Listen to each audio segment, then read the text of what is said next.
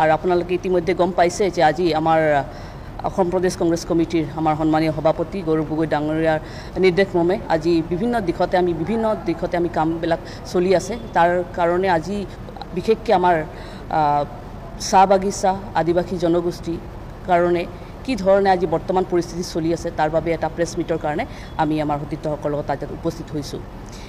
আজি আমি ইয়াত উপস্থিত হৈছোঁ, আপোনালোকে সকলোৱে জানে আজি বিজেপি চৰকাৰটোৱে আজি 10টা বছৰ সম্পূৰ্ণ কৰিবলৈ গৈ আছে। কিন্তু আজি যি ধৰণে তেওঁলোকে আজি চাহ জনগোষ্ঠী আদিবাসীসকলক যি ধৰণে আজি তেওঁলোকে প্ৰতিশ্ৰুতি দিছিলে, কি প্ৰতিশ্ৰুতি দিছে আৰু কি ধৰণে তেওঁলোকে আজি প্ৰতাৰণা কৰি আছে গোটেইখিনি কথা স্পষ্ট হৈ আছে। সেইকাৰণে আজি কি তেওঁলোকে নিৰ্বাচনৰ আগত প্ৰতিশ্ৰুতি দিছিলে আমি সকলোৱে জানো। এই কথাবিলাক আপোনালোকে সকলোৱে জানে, সমগ্ৰ আমাৰ অসমৰ ৰাইজে জানে, আমাৰ বাগিচা অঞ্চলৰ আদিবাসী লোকসকলে সকলো কথাখিনি জানে। সেইকাৰণে সেই কথাৰ ওপৰত আমি সকলোৱে ইয়াতে আমাৰ নিজৰ মন্তব্যবোৰ ৰাখিম। আৰু তাৰ কাৰণে মই আৰম্ভ কৰিব বিচাৰিছোঁ যে প্ৰথম প্ৰতিশ্ৰুতি তেওঁলোকে জনজাতিকৰণ ৰাখিছিলে। জনজাতিকৰণৰ কথা তেওঁলোকে আজি 6 জনগোষ্ঠী জনজাতিকৰণ কৰি দিম বুলি কৈছিলে। এই 6 জনগোষ্ঠী জনজাতিকৰণৰ ভিতৰত আমাৰ চাহ আৰু প্ৰাক্তন চাহ জনগোষ্ঠীৰ লগতে আদিবাসীসকলক আজি জনজাতিকৰণ কৰিম কৈছিলে। কিন্তু আজি এই জনজাতিকৰণ ক'ত গ'ল? আজি 10টা বছৰ হ'বলৈ গৈছে। তেওঁলোকে আজি যি ধৰণে প্ৰতিশ্ৰুতি দিছিলে প্ৰতিশ্ৰুতিটো ৰক্ষা কৰিব পৰা নাই। আজি আমি দেখিছোঁ যে আমাৰ আদিবাসীসকল লোক বা চাহ জনগোষ্ঠীৰ লোকসকল ইয়াত যি বসবাস কৰি আছে অসমত, বিভিন্ন আমাৰ অন্য ৰাজ্যত, ভাৰতবৰ্ষৰ বিভিন্ন ৰাজ্যত কিন্তু আমাৰ এই আদিবাসী চাহ জনগোষ্ঠীৰ লোকসকল আজি কিন্তু শিডিউল কাষ্টত তেওঁলোকৰ শিডিউলিং হৈ আছে। আজি বহুতখিনি আমি শিডিউল ট্ৰাইব হৈ আছোঁ বা শিডিউলিং আমাৰ আছে। কিন্তু অসমত আমাক বাৰম্বাৰ কৈ থকা হয়, কিন্তু আজিলৈকে এই চৰকাৰখনে সেইটো কৰিব পৰা নাই। আৰু দ্বিতীয়টো কথা হৈছে যে আজি দৈনিক মজুৰি যিটো আমাৰ চাহ বাগিচা শ্ৰমিকসকলৰ, আজি চাহ বাগিচা যিটো আমাৰ ডেইলি ৱেজেছ বুলি কয়, মিনিমাম 351 হ'ব লাগে। আৰু তেখেতসকলে নিৰ্বাচনৰ আগত কৈছিলে যে 351 টকা কৰিম বুলিকে, কিন্তু আজিলৈকে 351 টকা কৰিব পৰা নাই তেওঁলোকে। আজি চাওক, আজি ইমান মূল্য বৃদ্ধি হৈছে বা আজি যি ধৰণে আমাৰ চাহ জনগোষ্ঠী আদিবাসী লোকসকল আজি দিনে দিন আজি অৰ্থনৈতিকভাৱে আমি দুৰ্বল হৈ গৈয়ে আছোঁ। আজি মূল্য বৃদ্ধি আছে, ঘৰখন চলাবলৈ অসুবিধা হৈছে। সেই সময়ত আজি মজুৰিটো পাবলৈ কাৰণেও আমি ৰৈ থাকিব লাগে। আমাৰ শ্ৰমিক ৰাইজে আজি দেৰিকৈ পইচাবিলাক পায় বা বহুত দিনৰ মূৰে মূৰে পোৱা যোৱা দেখা গৈছে। ঠিক তেনেধৰণে আমি দেখিছোঁ যে আজি PF আমাৰ নিজৰ PFৰ পইচা পাবলৈ কাৰণে আমাৰ যুঁজিব লাগে। এনে ক্ষেত্ৰত যদি চৰকাৰখনে কথা দিও যদি কথা ৰাখিব নোৱাৰে, তেতিয়াহ'লে কি ধৰণে আজি তেওঁলোকে আজি চাহ জনগোষ্ঠী আদিবাসী লোকসকলক তেওঁলোকে আজি মানে প্ৰতিশ্ৰুতি দিছিলে। তৃতীয়তে হৈছে মাটিৰ পট্টাৰ কথা কৈছিলে, মাটি পট্টা দিম বুলি কৈছিলে। কিন্তু ক'ত গ'ল সেই মাটি পট্টাৰ প্ৰতিশ্ৰুতি? কিন্তু তাৰ সলনি আমি কি দেখিছোঁ, আজি জেগাই আমি দেখিছোঁ চাহ বাগিচাসমূহবিলাকক আজি তেওঁলোকে বিক্ৰী কৰি গৈ আছে। সেইটো কি আমাৰ চাহ জনগোষ্ঠী আদিবাসী লোকৰ ওপৰত অপমান নহয়নে? আজি তেওঁলোক কথা দি পেলাই তেওঁলোকক মাটি নিদি পেলাই তেওঁলোকে কিন্তু এনেকুৱা এটা আইন সংশোধনী কৰি আনি পেলাই তেওঁলোকে আজি চাহ বাগিচাবিলাক আজি তেওঁলোকে বেলেগলৈ বিক্ৰী কৰি গৈ আছে। সেইকাৰণে এনেকৈ ধৰণৰ মিছা প্ৰতিশ্ৰুতি প্ৰতিবাৰে তেওঁলোকে দি আছে। চতুৰ্থতে হৈছে নিবনুৱা সমস্যা। আজি আপোনালোকে জানে যে চাহ বাগিচাতে হওক বা গাঁও অঞ্চলতে আমাৰ যি চাহ জনগোষ্ঠী আমাৰ আদিবাসী লোকসকল আছে, আৰ্থিকভাৱে আমাৰ বৰ উন্নত নহয়। কিন্তু আজি মাক দেউতাক মাতৃ পিতৃয়ে আজি ল'ৰা ছোৱালীবিলাকক খুব কষ্টৰে পঢ়া শুনা কৰাই শিক্ষা দীক্ষা দি পেলাই ছাত্ৰ ছাত্ৰীসকলক শিক্ষিত কৰিছে। আজি সেই শিক্ষিত ছাত্ৰ ছাত্ৰীসকলৰ কাৰণে আজি যিটো মানে নিবনুৱা সমস্যাবিলাক আছিলে, এইটো তেওঁলোক নিযুক্তি দিব লাগিছিলে বা কিবা মানে স্বাৱলম্বী কৰিবলৈ কাৰণে ব্যৱস্থা কৰিব লাগিছিলে। কিন্তু আজি কি হয়, তাৰ সলনি দেখা যায় যে আমাৰ চাহ জনগোষ্ঠী অঞ্চলৰ যুৱক যুৱতীসকলে যিসকল শিক্ষিত আছে, আদিবাসী যুৱক যুৱতীসকলক আজি দেখা যায় যে বহিৰাজ্যত গৈ পেলাই তেওঁলোকে আজি কৰ্মৰত হ'বলৈ কাম বিচাৰি পেলাই বাহিৰত কাম কৰিবলৈ যোৱা দেখা যায়। কিন্তু তাৰ সলনি যদি ইয়াত সংস্থাপন দিব পৰা নাই, তো সংস্থাপনৰ কাৰণে ব্যৱস্থা কৰিব লাগে। চৰকাৰৰ বনোৱাৰ আগত আপোনালোকে প্ৰতিশ্ৰুতি দিব, কিন্তু চৰকাৰ হৈ যোৱাৰ পাছত আপোনালোকে আমাৰ জনগোষ্ঠীটোক সদায় সকলো সময়তে পাহৰি পেলাই আপোনালোকে কথাবিলাক পাহৰি যায়। সেইকাৰণে স্কিল ডেভেলপমেণ্ট আছে, বিভিন্ন ধৰণৰ ব্যৱস্থাবিলাক আছে। গভৰ্ণমেণ্ট চলাবলৈ বিভিন্ন ধৰণৰ গুড পলিচিছবিলাক আনি পেলাই সংস্থাপনৰ কথাবিলাক চিন্তা চৰ্চা কৰি পেলাই কৰিব লাগে। কিন্তু এই ক্ষেত্ৰতো তেওঁলোকে ব্যৰ্থ হৈছে।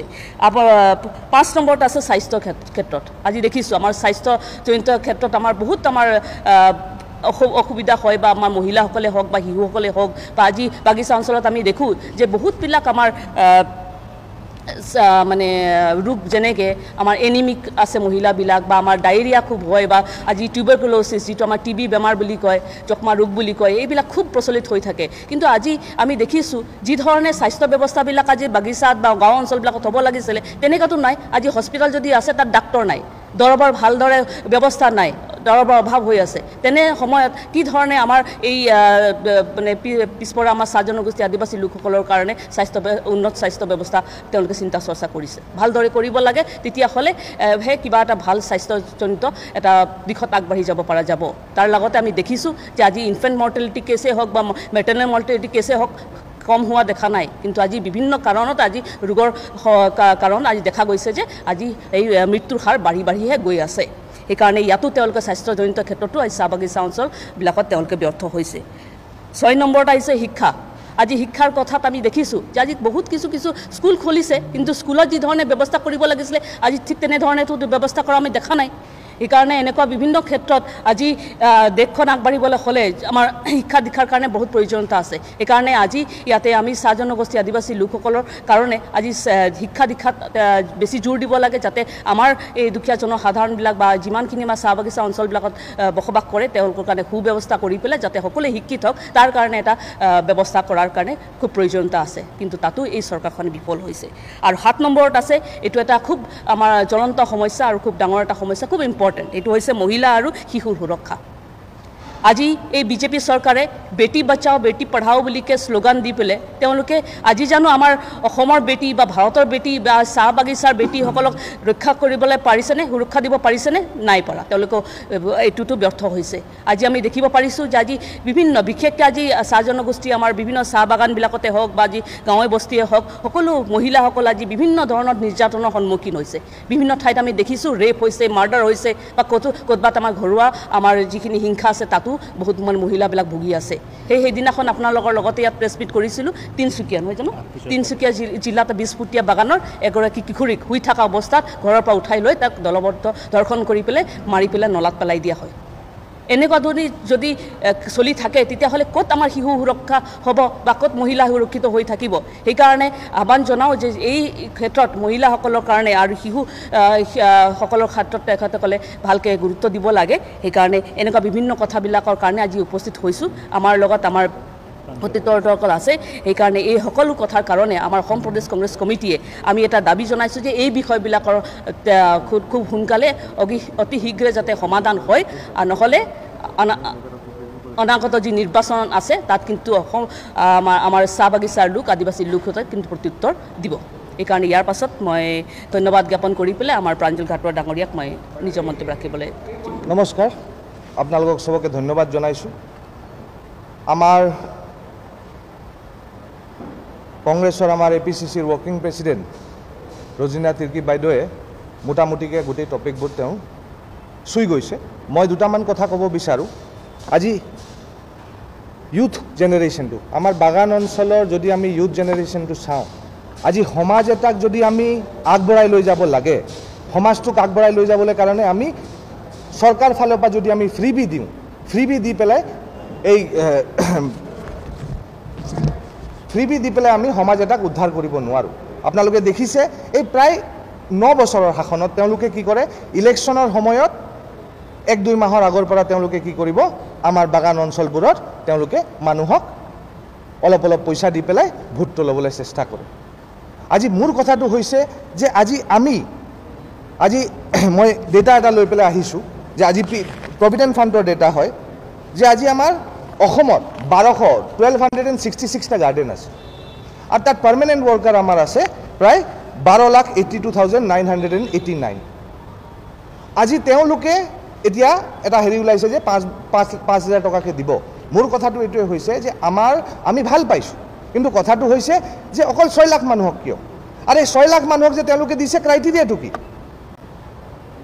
আজি গোটেই 12 লাখ বা অলমষ্ট 13 লাখ মানুহক কিয় দিব পৰা নাই বা যোনবোৰ স্মল টি গ্ৰ'ৱাৰ্ছ হয় সেইবোৰ য'ত কাম কৰে তেওঁলোকক কিয় দিব পৰা নাই আজি শিক্ষা দীক্ষাৰ কথা তেওঁলোকে কয় আজি মোৰ কথাটো হৈছে বা আমাৰ কংগ্ৰেছ ফালৰ পৰা আমি তেওঁলোকক এটা প্ৰশ্ন সুধিব বিচাৰোঁ চৰকাৰক যে আজি আমাৰ স্কুলবোৰ প্ৰভিজনেলাইজ কেতিয়া হৈছিলে লাষ্ট আমাৰ কংগ্ৰেছৰ সময়ত হৈছিল তাৰপিছত হোৱা নাই আজি স্কুলবোৰ তেওঁলোকে বনাইছে বিল্ডিং বনাইছে হাইস্কুলৰ কিন্তু আজি কি হৈছে তাত পঢ়াবলৈ কাৰণে আজি তাত টিচাৰ্ছবোৰ নাই আজি আপোনালোকে শুনি আচৰিত হ'ব যে আমাৰ জনগোষ্ঠীৰ আজি চাহ জনগোষ্ঠী আৰু আদিবাসী অঞ্চলবোৰত আজি সবতকৈ বেছি ড্ৰপ আউটছ আছে আমাৰ পাৰ্চেণ্টেজ ৱাইজ যদি আমি চাওঁ সবতকৈ বেছি ড্ৰপ আউটছ আমাৰ হেৰি থাকে আজি ইমান এটা বেয়া পৰিৱেশত আজি আমাৰ ল'ৰা ছোৱালীবোৰে কষ্ট কৰি পঢ়ে আৰু তাৰপিছত আমি কাৰ লগত কম্পিট কৰিব লাগে আজি আমি টাউনৰ গাঁৱৰ যোনবোৰ সব ফালৰ পৰা তেওঁলোকৰ এটা ছ'চিয়েলি তেওঁলোকে এটা মানে এটা ডেভেলপড এটা হেৰি আছে তেওঁলোকৰ লগত আমাক হেৰি নাই 3% তেওঁলোকে ৰিজাৰ্ভেশ্যনৰ কথা ক'লে আজি সেই 3%ত আপোনালোকে নিজে খবৰ কৰি চাব আজি মেডিকেলত আজি আপোনাৰ ইঞ্জিনিয়াৰিঙত গোটেইকেইটা হেৰিতে আপুনি যদি চাব তাত মেক্সিমাম মানুহে পাই আছে আমাৰ বাগানৰ অলপ চলপ মানুহে পায় আৰু বাগানৰ চাৰ্টিফিকেট ওলাই পেলাই বেলেগ মানুহবোৰে আজি বেলেগ জনগোষ্ঠীৰ মানুহবোৰে আজি ল'ৰা ছোৱালীবোৰে তাত পঢ়ি আছে আজি এইবোৰ চৰকাৰে কিয় হেৰি নকৰে আজি অফিচিয়েল ডিপাৰ্টমেণ্টছবোৰে কিয় এইবোৰ হেৰি নকৰে আমিতো কিমান মাত মাতিছোঁ এইবোৰক আজি অলপ দিনৰ আগত আৰ্চাই মাত মাতি গৈছে আজি অকল আমাৰ ভোটটো লাগিব তাৰ বাহিৰে তেওঁলোকে একো নকৰে আজি মেডিকেল আপোনালোকে যদি যায় আজি এনেকৈ এটা অৱস্থা হৈছে আমাৰ বাগান অঞ্চলবোৰ ভিতৰত থাকে তাৰ পৰা মানুহ এটাৰ ডেলিভাৰী কেছ এটা হওক বা নৰ্মেল কেছ এটা হওক আজি আমাৰ যোনবোৰ হস্পিটেল আছে তাত আমি সেইবোৰ কৰিব নোৱাৰো আমাৰ মেডিকেল কলেজলৈ আমি ৰেফাৰ কৰিব লাগে আজি তাত ডক্টৰ নাই পেট বিষৰ আৰু হেৰিৰ বাহিৰে তাত দৰম নাপায় আজি এনেকুৱা এটা পৰিৱেশত আজি আমি বসবাস কৰি আছোঁ আৰু অকল তেওঁলোকৰ কথাটো হৈছে ক্ষমতা দখল কৰিব লাগে ক্ষমতা দখল কৰিবলৈ কাৰণে ফ্ৰী বিবোৰ দিব আৰু ফ্ৰী বিবোৰ দি পেলাই তেওঁলোকে ভোটটো ল'বলৈ বিচাৰে আজি ইণ্ডাষ্ট্ৰীৰ ওপৰত আৰু পলিটিকেল চিনাৰীৰ ওপৰত আমাৰ জ্যেষ্ঠসকল আছে তেওঁলোকে ক'ব কিন্তু মই মোটামুটি আপোনালোকক আমাৰ উঠি অহা প্ৰজন্মৰ চিনাৰীওটো আপোনালোকক মই ক'লোঁ আৰু যদি কিবা থাকে আমাৰ বক্তাসকলে কোৱাৰ পিছত আমি আনচাৰ কৰিম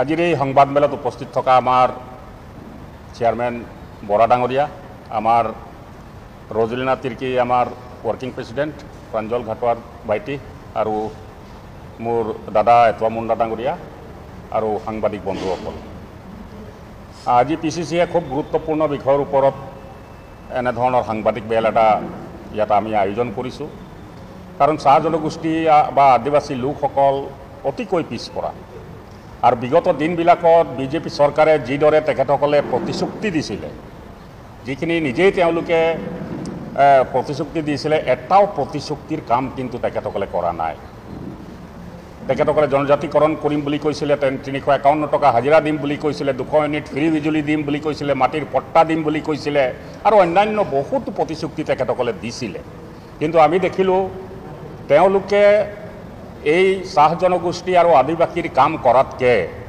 তেওঁলোকে ব্যৱসায়ত নামিছে তেওঁলোকে চাহ বাগিচাবিলাকত এটা ডাঙৰ ব্যৱসায় আৰম্ভ কৰিছে আজি আমি দেখিছোঁ যে অলপ দিনৰ আগতে আমি সকলোৱে দেখিছোঁ যে মাটিৰ যিবিলাক দালাল আছিলে চাৰ্কুল অফিচ বা DC অফিচ বা অন্যান্য জেগাত যিবিলাক মাটিৰ দালালি কৰিছিলে দালাল যিসকল আছিলে সেই দালালবিলাকক তেওঁলোকে ধৰি ধৰি জেলত ভৰাইছিল জেলত তেওঁলোকক ভৰালে কিন্তু আমি দেখিছোঁ এই চৰকাৰৰ মুখ্যমন্ত্ৰীয়ে হওক মন্ত্ৰীয়ে হওক বিধায়কেই হওক বা আমোলা বিষয়াই হওক তেখেতসকলে এনেকুৱা কাম কৰিছে যে এতিয়া দালালিৰ মূল কামটো তেখেতসকলে কৰিছে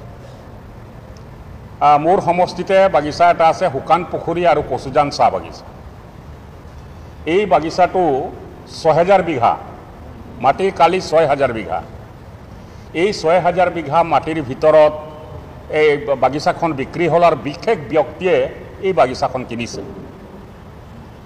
কিনাৰ পিছত তেওঁ আইন বনালে যে কোনোবাই যদি বাগিচা কিনে তেন্তে 10% মাটি অন্য কোনো ব্যৱসায়ত তেখেতে লগাব পাৰিব তো 6000 বিঘাৰ 10% হৈ গ'ল 600 বিঘা বাগিচাটো কিনিছে মাত্ৰ 60 কোটিত আর heart of the Tinsukia town বাগিচাখন একদম লাগি আছে তো তিনচুকীয়ার হার্ট তাত মাটি বিক্রি হয়ে আছে 2.5 কোটি 3 কোটি পার বিঘা এতিয়া আপোনালোকে চাব যে এতিয়া 2.5-3 কোটি বিঘা আর 600 বিঘা বিক্রি কৰিব পাৰিব অন্য ব্যৱসায় কৰিব পাৰিব ফ্লেট বনাব পাৰিব মেডিকেল যিকোনো কামত তেওঁ লগাব পাৰে আইন বনালে আইন বনোৱাৰ পিছত এতিয়া বিক্ৰী বুলি যদি আমি ধৰি লওঁ, যদি বিকিবলৈ যায় তেতিয়াহ'লে 600 বিঘা ইনটু 3 কোটি ইজিকেল টু 1800 কোটি,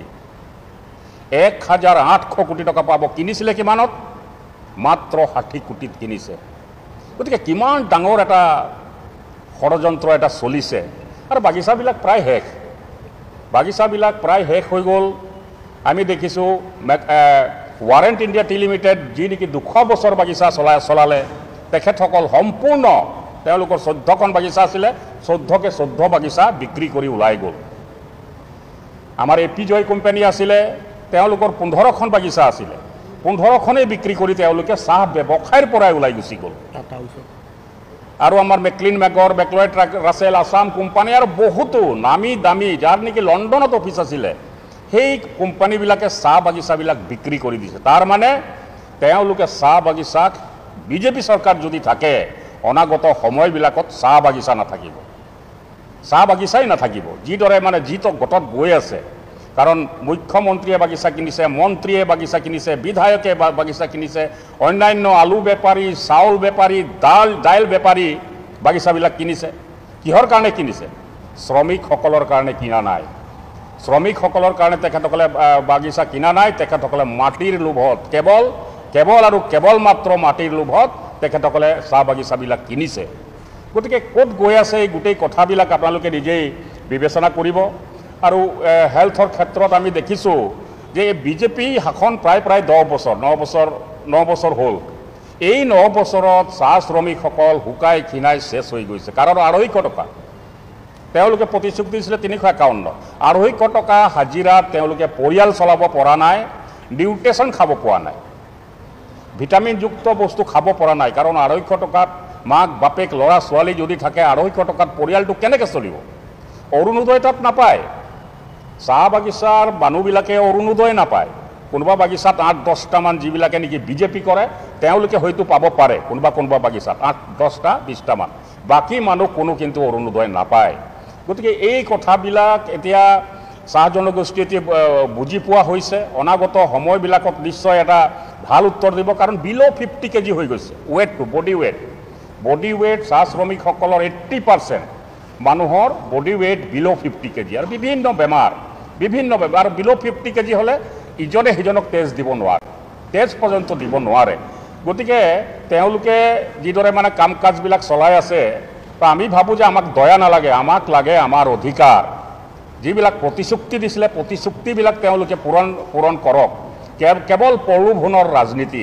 এতিয়া ইলেকশ্যন আহিব, কেইটকা একাউণ্টত ভৰাই দিব, বছ একাউণ্টত ভৰাই দিলে আৰু ভোট বিচাৰিব তেখেতসকলে।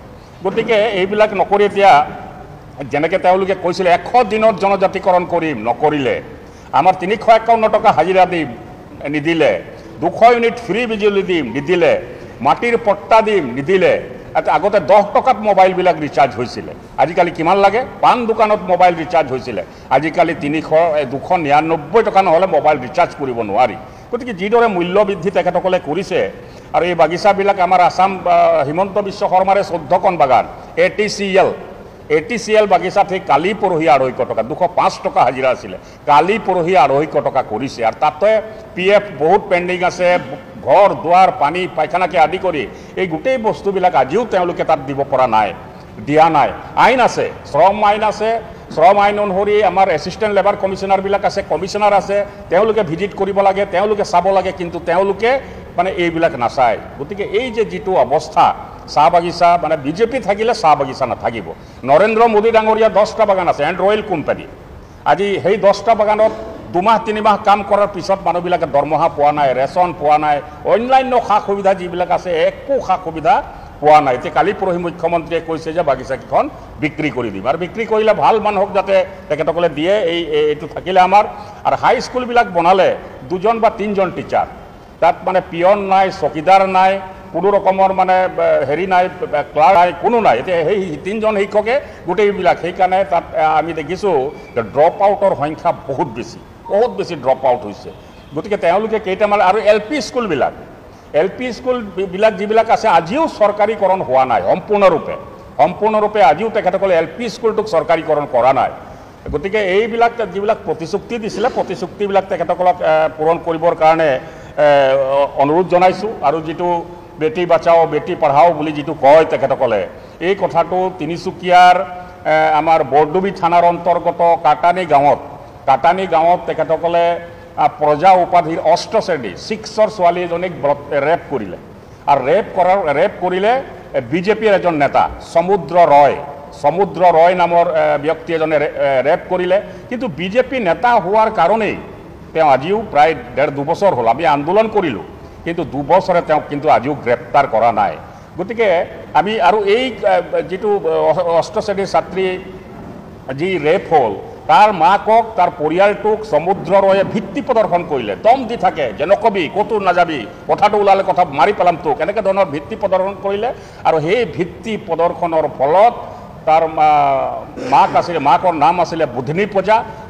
পৰ্যায় আত্মহত্যা কৰিলে কিমান ডাঙৰ ঘটনা এটা মাকে আত্মহত্যা কৰিলে ছোৱালীজনী ৰেপ হ'ল কিন্তু আজি 2 বছৰ হ'ল আজি পৰ্যন্ত এই বিজেপি নেতা হোৱাৰ কাৰণেই এই লোকজন সমুদ্ৰ ৰয় আজিও গ্ৰেপ্তাৰ হোৱা নাই গতিকে কিমান দুৰ্ভাগ্যজনক কথা এই কথাবিলাক গতিকে মই আৰু দীঘলীয়া কৰিব খোজা নাই অতীত আমাৰ এতিয়াও মন্দিৰ ডাঙৰীয়া আছে গতিকে মই এইখিনিয়ে ক'লোঁ আৰু কিবা আপোনালোকে সুধিলে নিশ্চয় ক'ম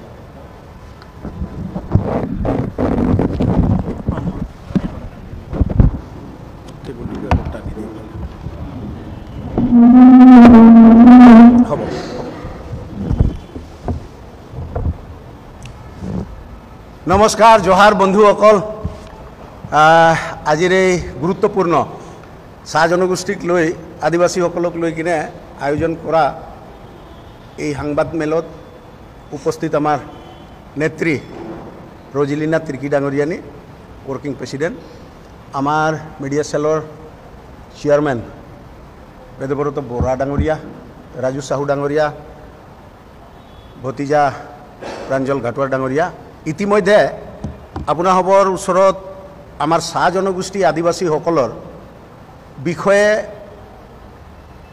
মোৰলেছ গোটেই কথাখিনি দাঙি ধৰা হ'ল বিজেপি চৰকাৰে চাহ জনগোষ্ঠী আদিবাসীসকলক তেওঁলোকৰ উন্নয়নৰ স্বাৰ্থত তেওঁলোকৰ দৰদী হৈ কিনে যি ধৰণেৰে তেওঁলোকে ভুৱা প্ৰচাৰ চলাইছে এই সন্দৰ্ভত নিশ্চয় আমাৰ উপৰোক্ত বক্তাসকলৰ যি তথ্য সেইটোত প্ৰকাশ পাইছে যে তেওঁলোকে চাহ জনগোষ্ঠী আদিবাসী দৰদী নহয় চাহ জনগোষ্ঠী আদিবাসী ধ্বংসকাৰী দল এতিয়া আমি চাহ জনগোষ্ঠী আদিবাসী নিজেই সেই অঞ্চলক বিলং কৰাৰ পৰিপ্ৰেক্ষিতত আমি চাহ শ্ৰমিকসকলৰ মাজত গ'লে চাহ শ্ৰমিকসকলৰ এটাই কথা যে আমাক বিজেপি চৰকাৰে ভিখাৰী বনাবলৈ নালাগে যি ভিখাৰীৰ মৰ্যাদা আমাক দিবলৈ তেওঁলোকে বিচাৰিছে আমি ইয়াৰ প্ৰত্যুত্তৰ নিশ্চয় দিম আমি চাহ শ্ৰমিকসকল 200 বছৰ দিন ধৰি কঠোৰ পৰিশ্ৰম কৰি জীৱিকা নিৰ্বাহ কৰি আহিছিলোঁ আমি এতিয়া 5 কেজি চাউলৰ মহতাজ বনাই দিছে তাৰ বদলি আমাক 351 টকা 33 পইচা মজুৰি বৃদ্ধি কৰি দিয়ক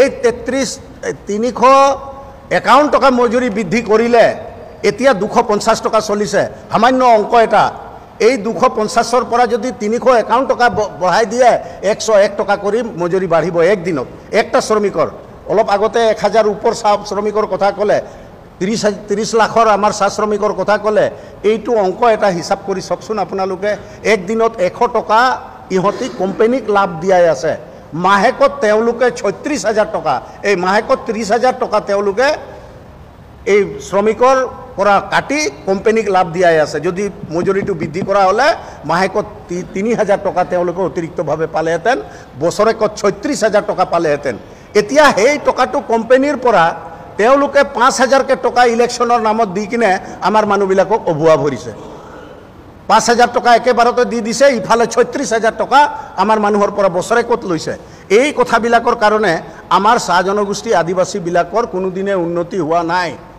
এই তেওঁলোকে যিটো প্ৰতিশ্ৰুতিবিলাক দিছিলে মই আকৌ ৰিপিট কৰিবলৈ নিবিচাৰোঁ কিন্তু এটা কথা ক'বই লাগিব যে কংগ্ৰেছৰ দিনত চাহ জনগোষ্ঠীৰ উঠি অহা প্ৰজন্মবিলাকৰ উন্নয়নৰ স্বাৰ্থত তেওঁলোকক সংস্থাপিত কৰাৰ স্বাৰ্থত লেবাৰ ডিপাৰ্টমেণ্টৰ তৰফৰ পৰা আমি 4 চকীয়া বাহন দিছিলোঁ কমিটি বনাই তেওঁলোকক পাৱাৰ টিলাৰ দিছিলোঁ আজি তাৰিখত বিজেপি গভৰ্ণমেণ্টে সেই আঁচনিবিলাক বন্ধ কৰি দিলে আমাৰ চৰকাৰৰ দিনত MGNৰেগাত 100% লেবাৰৰ কাৰণে আমাৰ গভৰ্ণমেণ্টে সেই সুবিধা কৰি দিছিলে এতিয়া MGNৰেগাৰ কাম আজি বিজেপি চৰকাৰে কৰাব পৰা নাই, পইচাও দিব পৰা নাই।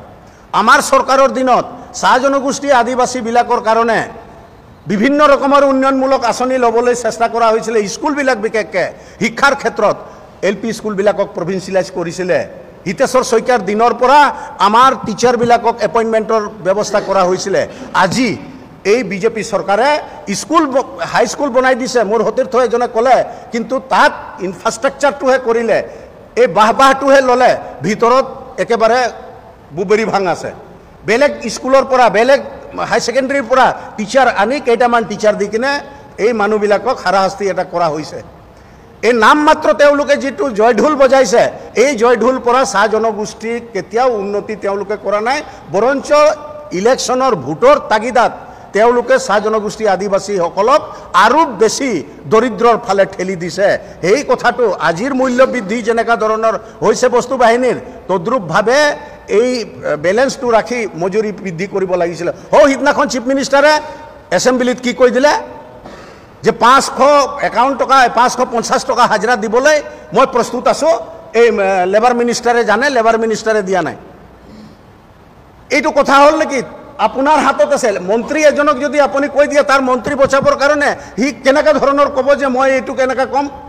দিবলৈ যদি আছে 550 টকা 51 টকা হাজিৰা, তেতিয়াহ'লে আপোনালোকে নটিফিকেশ্যন জাৰি কৰক, আইন বনাওক আৰু শ্ৰমিকৰ কাৰণে। আমি কৈছোঁ 500 নহয় 351 টকাটো চহী ফাৰ্ষ্ট টাইমে। এতিয়া সেই 351 টকাও হাজিৰা তেওঁলোকে দিয়া নাই। কংগ্ৰেছৰ দিনত মূল্যবৃদ্ধি কমতি আছিলে, সেইটো কাৰণে পৰ্যায়ক্ৰমে বাইপাৰ্ট ডিছকাশ্যনৰ CCPয়ে মানে মালিক সন্থা আৰু ট্ৰেড ইউনিয়ন এই দুটা অৰ্গেনাইজেশ্যন বহি মজুৰি বৃদ্ধি কৰিছিলে। এতিয়া মাজত চৰকাৰে সোমাই এই চৰকাৰৰ ব্যৱস্থাৰে সকলোকে ভয় ভাবুকি দেখাই তেওঁলোকে এতিয়া মজুৰি বৃদ্ধি কৰা নাই। এতিয়া লেবাৰকো ভয় ভাবুকি দেখাই তেওঁলোকে ভোটটো হাসিল কৰিব বিচাৰিছে লোভ লালচা দি কিনে, আৰু কোম্পানীকো তেওঁলোকে ভয় ভাবুকি দেখাই আছে। আৰু ইতিমধ্যে বিভিন্ন ৰকমৰ আইন বনাইছে। বাগিচাৰ 10% ভূমি এতিয়া বেলেগ কামত লগাব। ইতিমধ্যে কৈছে, মই ৰিপিট কৰিব বিচৰা নাই, তেনেকুৱা ধৰণৰ কাম কাজৰ কাৰণে বাগিচাৰ যুৱকসকল, বাগিচাৰ শ্ৰমিকসকল আজি বিভিন্ন ৰকমৰ সমস্যাত ভুগিছে। চাকৰি সংস্থাপনৰ কাৰণে বাহিৰত কাম কৰিবলৈ গৈছে। আজি 3 দিনৰ আগত বাহিৰত কাম কৰিবলৈ যোৱা বেচেৰা নামৰ এজনক মই কালি পৰহি তাক শ্মশানত হেৰি কৰি আহিছোঁ। তেওঁ তাত মৰিলে, তাৰ মাক বাপেকে তাৰ পৰা কেনেকৈ ডেড বডি আনে, কেনেকুৱা ধৰণৰ অশান্তি হয়। চাকৰিৰ তাৰণত তেওঁলোকে তেনেকুৱা ধৰণৰ কাম কৰিবৰ কাৰণে আজি চাহ শ্ৰমিকৰ মাজত যুৱ প্ৰজন্ম বাধ্য হৈ গৈছে। আৰু চৰকাৰে কি কৈছে যে চাহ শ্ৰমিক আমাৰ একেবাৰে প্ৰিয়, তেওঁলোকৰ দৰদী চৰকাৰ হয়, আমি তেওঁলোকৰ ডেভেলপ কৰিছোঁ। বিকাশ বিকাশ মাত্ৰ বিকাশ। এতিয়া চাহ শ্ৰমিকৰ বিকাশ নহয়, বিনাশ হৈ আছে। বাগান ইণ্ডাষ্ট্ৰিটো বন্ধ হ'বলৈ হ'লে লাখ লাখ চাহ শ্ৰমিকৰ অৱস্থা কি হ'ব? কিন্তু বৰ্তমান বিজেপি চৰকাৰৰ নীতি যিটো আছে, এই ইণ্ডাষ্ট্ৰি নীতিটোৰ কাৰণে চাহ বাগিচা এটা এটা এটা এটা কৰি বন্ধ হৈছে। এই বন্ধ হোৱাবিলাকক তেওঁলোকে কিনি, তেওঁলোকৰ মন্ত্ৰী MLA কিনি সেইবিলাকত এতিয়া বেলেগ ব্যৱসায় কৰিবলৈ গৈ আছে। আজি কিমানটা বাগান বন্ধ হৈ আছে তাৰ কোনো হিচাপ নাই। তেনেকুৱা অৱস্থাত আমি আহ্বান জনাইছোঁ, আমি দাবী জনাইছোঁ কংগ্ৰেছৰ তৰফৰ পৰা যে আপোনালোকে বাগান ইণ্ডাষ্ট্ৰি যিটো আছে এইটোক ধ্বংস কৰাৰ অধিকাৰ আপোনালোকে নাই। আপোনালোকে কাগজ কল ধ্বংস কৰিলে, চেনিকল ধ্বংস কৰিলে, কিন্তু বাগান ইণ্ডাষ্ট্ৰি আমি ধ্বংস হ'বলৈ নিদিওঁ। আৰু এইটো অসমৰ ৰাইজেও তেনেকৈ হ'বলৈ নিদিয়ে, কংগ্ৰেছে কেতিয়াও হ'ব নিদিয়ে। এইটো আমাৰ সংকল্প, আৰু তাৰ কাৰণেই আমি কংগ্ৰেছে তেনেকুৱা কাম কৰিবলৈ আগবাঢ়িছোঁ। আমি কংগ্ৰেছৰ তৰফৰ পৰা যেনেকুৱা ধৰণৰ চাহ শ্ৰমিকক আগতে আমি উইভিং চেণ্টাৰ প্ৰত্যেকটা সমষ্টিতে একটা উইভিং চেণ্টাৰ বনাইছিলোঁ, এই চৰকাৰে সেই উইভিং চেণ্টাৰবিলাক বন্ধ কৰি দিলে। আৰু কমচে কম চিলাই নিটিং কাটিং কৰি কেইগৰাকীমান জীৱিকা নিৰ্বাহ কৰিছিলে সেইবিলাক পৰ্যন্ত বন্ধ কৰিলে। আমি সেইবিলাক আকৌ চালু কৰিম। আমাৰ চৰকাৰ যেনেকুৱা ধৰণৰ আগত এনৰেগাৰ যোগেদিয়ে বাগিচাত কাম নকৰা যিবিলাক ফাল্টু লেবাৰ আছে, যিবিলাক কেজুৱেল আছে, সেইবিলাকৰ সুবিধা দিছিলে। এই সুবিধা আমাৰ চৰকাৰ আহিলে আমি দিম। আমাৰ চৰকাৰ আহিলে আমি আগে যেনেকৈ যুৱ প্ৰজন্মক যিমানক চাকৰি দিয়া হ'ল, যিবিলাকক দিব পৰা নাই তেওঁলোকক 4 হুইলাৰ দি কিনে, পাৱাৰ টিলাৰ দি কিনে, লোন দি কিনে তেওঁলোকক সংস্থাপিত কৰাৰ ব্যৱস্থা কৰাৰ আগৰ চৰকাৰৰ যি নীতি আছিলে সেই নীতি আমি কংগ্ৰেছ চৰকাৰ বাহাল ৰাখিম।